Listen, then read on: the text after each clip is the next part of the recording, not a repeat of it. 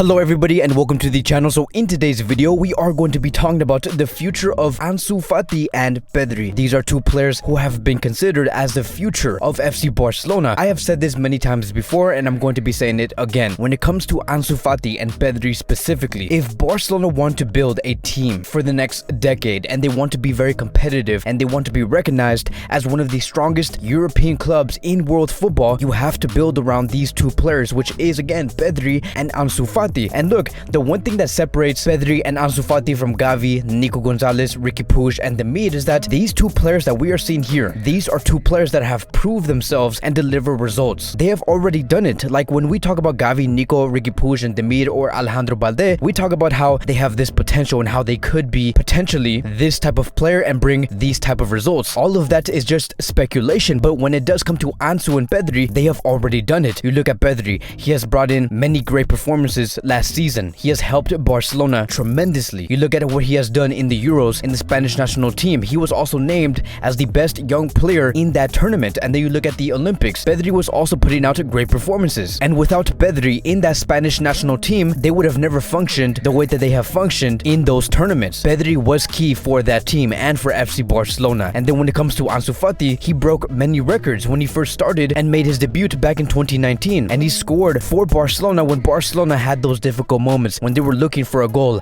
Ansu Fati was there and he was doing this at the age of 16 to 17 years old. So these are two players that we know will be big time players in a few years time. And in this upcoming season, I do expect Pedri and Ansu to receive many minutes. I also do expect these two players to take that step up and say, yes, this is a team full of youth players and veteran players, but we are going to be the players that will step up to the plate to bring Barcelona into a better position. And again, none of this is speculation or prediction. I'm saying this because these two players are capable to do so. They have already done it and we should expect them to do it again in the upcoming season. Now last season, which was the 2020-2021 season, it was unfortunate that for all of us, Ronald Koeman, the sporting department, the fans, we were very unlucky to not see these two players play alongside each other consistently because Ansu Fati did experience a very serious injury about a year ago and it has took him out for about a year. And so it says here, according to Javi Miguel, Ansu Fati is in the final stretch of his recovery and he could be available after the break in September, which is some great news. It has been said that Ansu Fati is not experiencing any knee problems. He is feeling better than ever. And just to make one thing very clear, Ansu Fati is ready. Like he has no pain in his knee. The only thing that is missing is that he does need to get match fit because of course when you are out of the game for about 9 to 10 to maybe I think 11 months, then you do need to get into that match rhythm and find the recommended fitness. So if you were to ask me, I am very optimistic about this upcoming season, the season that we are currently in, because we are seeing many youth players starting to emerge in this team. And Ansu Fati and Pedri are looking like the two players that will be leading the charge. And so it says here, according to Fabrizio Romano, Barcelona will focus on the contract renewals of Pedri and Ansu Fati, which do expire in the summer of 2022 after the transfer window does close. And again, it's some great news. I'm very eager to know how long those contracts are going to be. How long is that extension, right? Because if you're going to be giving a player like Lenglet a contract until 2026, I don't see the reason why you should not give Pedri and Ansu Fati a contract until 2027 or 2028, if that's even possible, because we have just heard that a player like Llorente under Atletico Madrid has signed a renewal until 2027. So if you can do that with a player like Llorente or Lenglet, give these two players a long-term contract. Try to maintain these two players as long as possible because again, they are the future. But that is going to be the latest on these two players. I do not know when we are going to be starting to see Laporta Mateu Alemany working with these two players. When are they going to be having those meetings to extend their contracts? Maybe it could be in October or maybe in November, but it is going to be very, very soon. And I'm very, very excited. So because Barcelona is going to be waiting on extending Pedri's and Ansu Fati's contract after the transfer window does close, there is a big reason on why Barcelona needs some time after the transfer window. And that is because right now, Barcelona and Joan Laporta, they have a multitude of things to cover within these next 2 weeks. Like for example, selling the players that they do want to sell and reducing the wages, which is what we are going to be going into right now. So it has already been confirmed that Gerard Piqué has reduced his wages. Because of him, Memphis Depay, Eric Garcia, and Ray Manai were able to participate and be in the squad list in that debut match last Sunday. As for the other three captains of FC Barcelona, it does say here, according to Santiago Valle, an agreement with the other captains, which is Sergio Roberto, Jordi Alba, over a salary reduction is getting closer. So there has been many reports stating that Jordi Alba was very hesitant, that he did not want to reduce his salary, which has been debunked. fact, it is not true. Jordi Alba is more than willing to have negotiations with Mateu Alemany and Joan Laporta over a salary reduction. As for Sergio Roberto, he has clearly stated a couple of months ago that he is waiting on the proposal coming from FC Barcelona. He is very eager to know what it is, and he is open towards reducing his salary. Now, we do have to remember that Joan Laporta and Mateu Alemany have given Sergio Roberto a contract renewal. Victor Navarro has stated that negotiations are continuing over Sergio Roberto's 2-year renewal plus a salary reduction. Sergio Roberto has already accepted to spread out a part of his salary over time in order to help the club, and there will be more meetings in order to search for a total agreement, which again is a great thing to see that these captains of FC Barcelona are more than willing to comply over a salary reduction. This is something that we should celebrate, because many people have been saying that there is no reason to reduce these salaries because Messi's not here, and the only reason why we had to reduce the wages, it is because we wanted Messi to stay, and now that Messi's at PSG, what's the whole point of doing this? And that is the wrong attitude to have. To say that really doesn't make any sense, because at the end of the day, we want to see this club financially stable again, regardless if whether Messi stays with Barcelona or not, because we want to know as Barcelona fans, and Ronald Koeman or whatever coach does come after Koeman, we want to know that this club can make offers when necessary, that this club are capable to bring in the reinforcements for the future. And this is the first step. Looking at the salary reductions with the captains, this is going to be the first small step towards getting to that place where Barcelona can be again financially stable. And so this is some great news. But that is going to be wrapping up today's Barcelona daily news. Thank you guys so much for watching. If you guys are new here, welcome to the channel. Please like, subscribe, comment, and I will see you guys in the next video.